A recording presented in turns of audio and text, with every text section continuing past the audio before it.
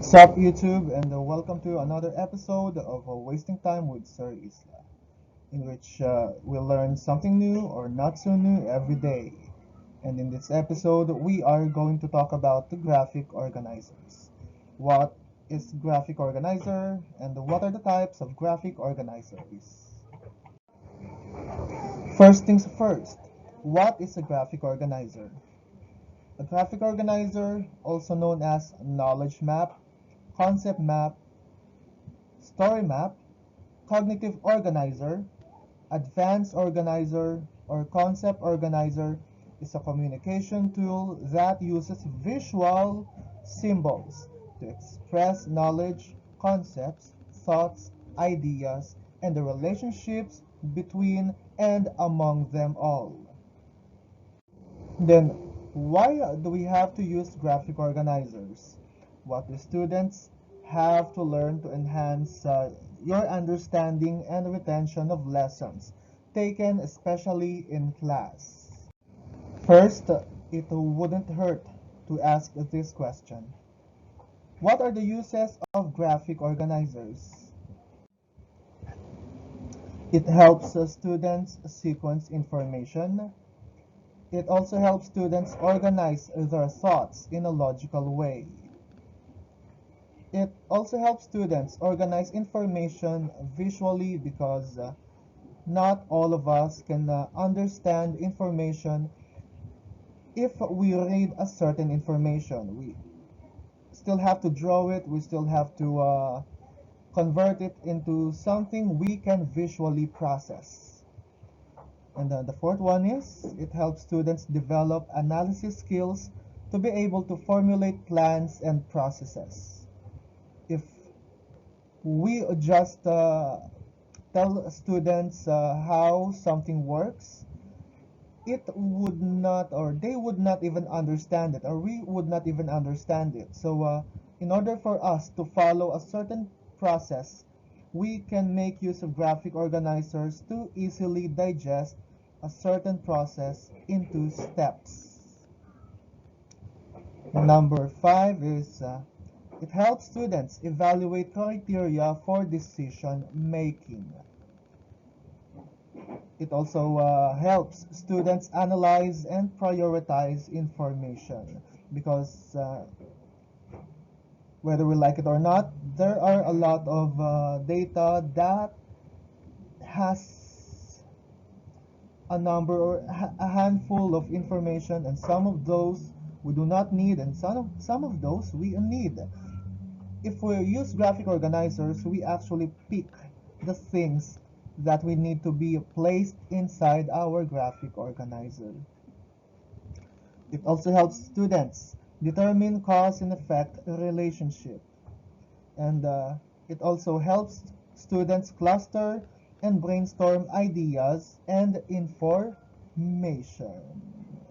Yeah. So let's talk about the types, uses, and examples of graphic organizers. We have the type. For under the type, the first one is the star or web. When do we use that? We use that to show definition, attributes, or the way something is described. We also use that for examples, and it's also effective to be used in brainstorming activities. An example of which are fishbone maps and spider web. No, you are not going to get a real spider web. You are going to draw something that resembles a spider web. Second one is the chart or matrix. When do we use that? We use that to show attributes. And again, when we say attributes, we are talking about something that is connected to another word or something that describes a word. We also use that for comparing and contrasting and evaluating. Examples of which T-chart, Venn diagram, the compare and contrast matrix, PMI, continuum scale, ranking, kwlh, and synaptics. Yes. And actually, you're hearing a background noises. Just Do not mind those. This is an ASMR stream. The third one is the tree or map. When do we use that? We use that to show classifications, pedigrees, analysis of structures, attributes, examples, and when we brainstorm ideas. Examples of which we have the network tree, cerebral chart, questions, categories, hypothesis, and matrix. The fourth one is chain. When do we use chain? We use chain to show processes, sequences, cause and effect, and chronology. An example of which, or examples of which, are bridging snapshots, human interaction, and outline. Also, we use sketch. When do we use sketch? We use sketch to show physical structure, description of places, spatial relationship. By the way, it's not read as spatial because I heard some students read that as spatial and it take a nerve or something. It's a spatial relationship, concrete objects, and visual objects. Sometimes a verbal description would not just cut it, so you just have to sketch your way around describing all those things that I have mentioned. We have here some visual examples of graphic organizers that you can use depending on what idea you are going to sort out. We have the fishbone map. For the fishbone map, it used to show the interaction of complex events or complex phenomenon. For example, we have here the result. By the way, it's called fishbone map because basically it looks like a fishbone. If it looks like a whale, then we are going to call this whalebone map, but that's not the case. So we have here, you are going to see results. And results are oftentimes referred to as effects. And one result can be caused by a lot of things, and that is what you want to show in your fishbone map.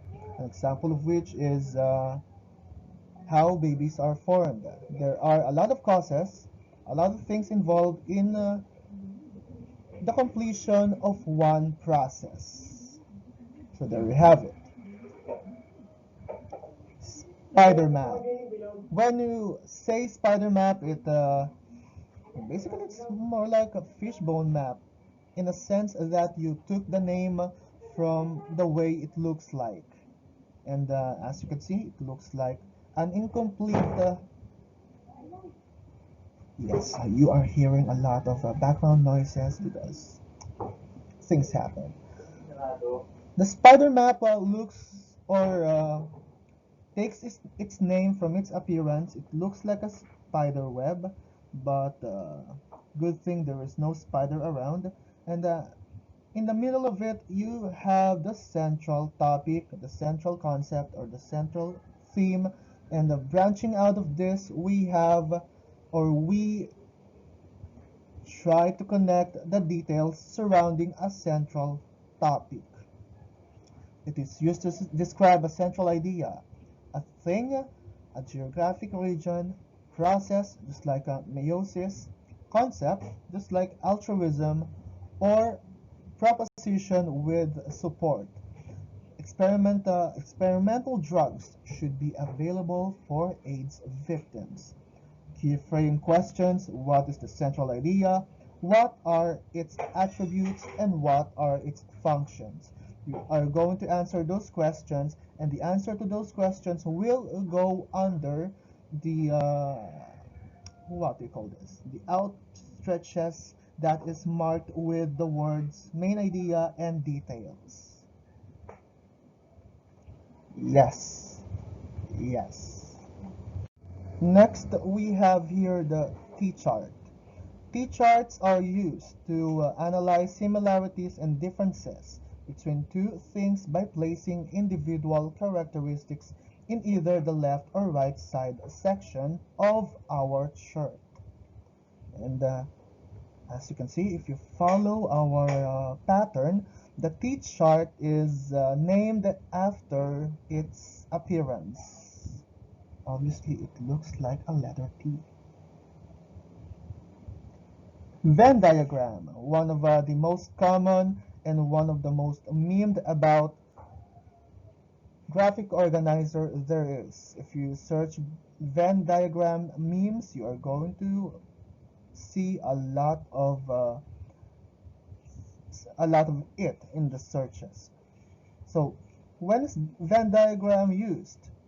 It is used to analyze similarities and differences between two or more things by placing individual characteristics on either the left or right section and the common characteristics within the overlapping section. So what makes it different? You are going to write that on either the left or right side. In the middle or in the overlapping section, you are going to write how those two or three things are similar to each or to one another. That's it. We also have the compare contrast matrix, which is primarily used to show the similarities and differences between two or more objects. And another one is the PMI. PMI is used to show positive, the negative, the interesting attributes or adjectives of a subject, concept, topic, solution, and many more, in order to determine the nature of the outcome and whether it will be worth continuing or not. If it's positive, then it's in your decision or disposal to continue it. If it's negative, then the same thing follows. It's in your disposal if you're going to continue or not with a topic or an idea. And that is how we use the PMI. Next, we have the continuum scale. Where do we use that? It is used for timelines, showing historical events or ages, degree of something, shade of meaning, or rate or scale of something. First is we use that in historical events, but if you are going to use that in historical events, you are going to start from the left up until the right, or in our in our illustration, we are going to start with the side that is marked low. By the way, you can change the label of that. Instead of low, you can replace it with years or months or day, and then it will progress up until the high, which in our example can also be replaced with year or month or date. And it's also used as a degree of something. For example, is uh, how do you find or what is your opinion about the taste of a cake? Do you have a low opinion on it or do you have a high opinion of it? Shade of meaning, still the same. You are going to mark the nearest definition that you can have, and also we use that to rate something. What is your, for example, is what is your opinion about the new song of this or that band?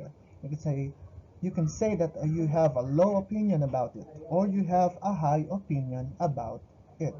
By the way, disclaimer: you can replace the words low and high with any other labels as long as they uh, they show a shade of meaning or degree of comparison or degree or rate of something. For example, you can write 1, 2, 3, 4, 5, appetizing or not appetizing, appealing or not appealing. It depends on the situation in which you are using that graphic organizer. Yes. We are also using ranking for this. We use ranking when we prioritize elements from the most important up until the least important. We also use that for relative position or standing. Also, a series of things or persons or in orderly organization from first up until the last. Mostly you use ranking for contest.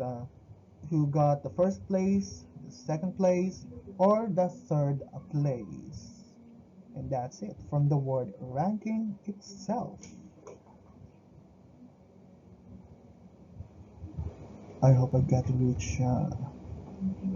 I hope I get rich with this. It's actually getting tiring at some point. Well, continuing with this. Next one is cycle. Cycle is used to show how a series of events interact to produce a set of results again and again. Remember this? That this is a series of events, meaning it has more than two events, and it's more likely to happen again, and it's going to result the same thing over and over again. For example, is the water cycle. It will not yield any result other than rain. It will not yield any result. A water cycle will not yield any other result. But at times you just wish for it to rain money, you know, 1,000 bucks, and your life will be easier than usual. We also have the bridging snapshots. It is used to see changes over time, reveal the sequence of step-by-step methods, illustrate complex processes, and show cause and effect. So, in using the bridging snapshot, it's used in the following things that I already told you about: method, procedure, a complex process that will not be described by mere words, because some processes can be described in using a few sentences. The example is how to cook fried egg. You do not need any graphic organizer to settle with that, but there are processes that are 10 or 100 times more complicated than that. So in that case, you need to use a bridging snapshot in order for you to show them how something is done. For example, of course, is how to build an atomic bomb. And that, my friend, is how the Philippines became a no, no, no, no, no, no, no, no, no. Let's not go there. We also have this, KWLH. What is KWLH? Well, simply put, it stands for what we, K, know, W, want to find out, L, learned, and H, how can we learn more? This is mostly used in classes when you want to ask students, if you are a teacher, what your students already know and what they want to know in the process of learning. It's not really that popular in other fields, but it's more popular inside the classroom. Yes. We also have synectics. It's used to provide an approach to creative thinking that depends on looking at what appears on the surface, unrelated phenomenon, and drawing relevant connection. So in this one we have what is it similar to, what does it feel like, and what is the opposite of it, and also we are going to go back to there, and we are going to synthesize things. But in this one, you are using it to connect something that is mostly unfamiliar to us. Cerebral charts. When is it used? Well, you use it to quickly amass information or elements, stimulate creative thinking, develop new idea in an unrestrained and spontaneous manner, generated either by individual or by a group. In this one, as you can see, you are going to start with the main idea, and from there you are going to branch out, and in that way you can develop an idea. This is effective if you are writing something. If you already have an idea, however, you cannot, for some reason, you cannot widen it, you cannot talk about anything more, you can start by using a cerebral chart to amass information still related to our main idea. Also, we have web. It's used to list facts, definitions, attributes, or examples related to a single topic, concept, or theme. So in this one, as you can see, we are just listing down facts or anything that is related to our central theme. Unlike the cerebral chart, in which you can branch out from one topic up to one subtopic up to another subtopic based from another thing. In this one, we are writing information, or we are listing facts that is attributed straight from the topic or concept itself. Hypothesis matrix. When do we use that? We use that to allow ourselves to identify the three basic components of most hypotheses. So in this one, if are having a hard time writing or formulating hypothesis or hypothesis, you can use the hypothesis matrix. You're going to start with a question, and then from that question, you are going to write the conditional statement, and after that, we are going to write our if and then statement. The example is if today is Monday, then we are going to have work. So that's it. Questions.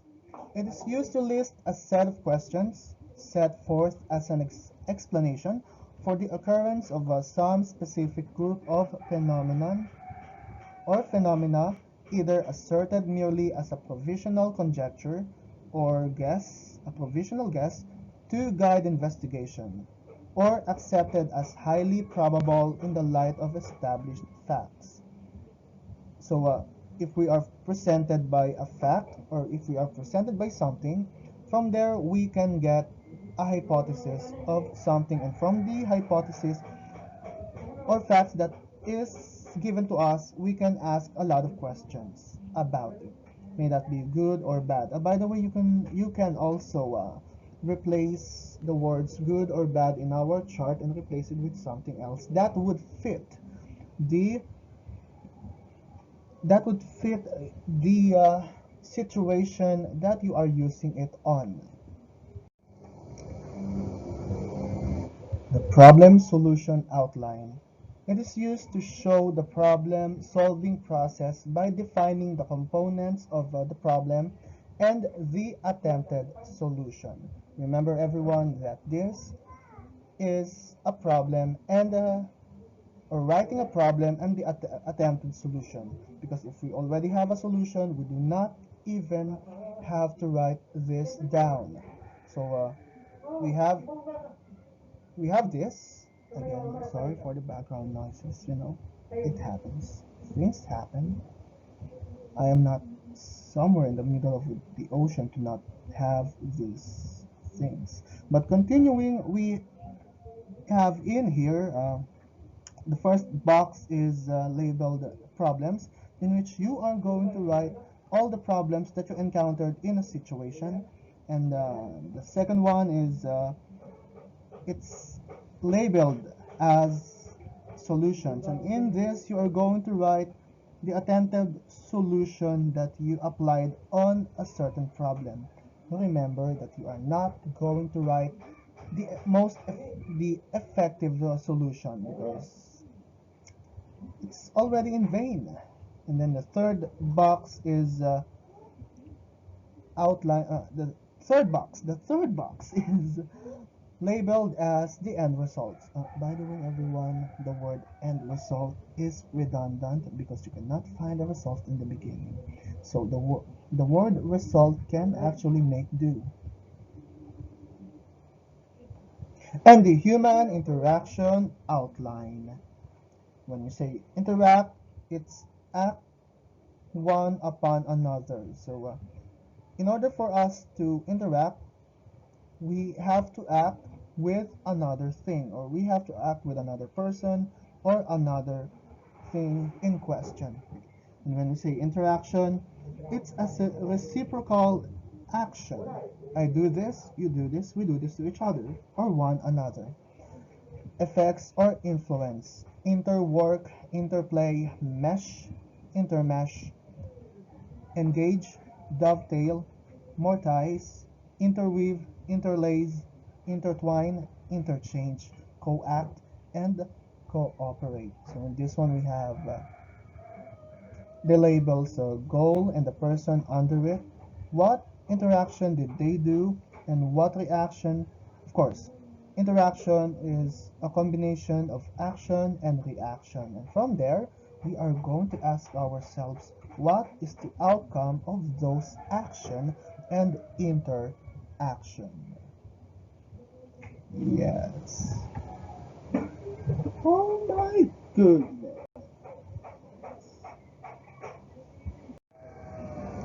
How do you read graphic organizers? Well, first, we start in the center or at the top. If that is a web type of organizer, if you can still remember the first few types that we discussed, it starts at the center and it spreads outward. Or if that is not our type of graphic organizer, we can start at the top because as you can see, no graphic organizer starts at the bottom. Also, we look for the arrows. The arrows are the best guides in our graphic organizers.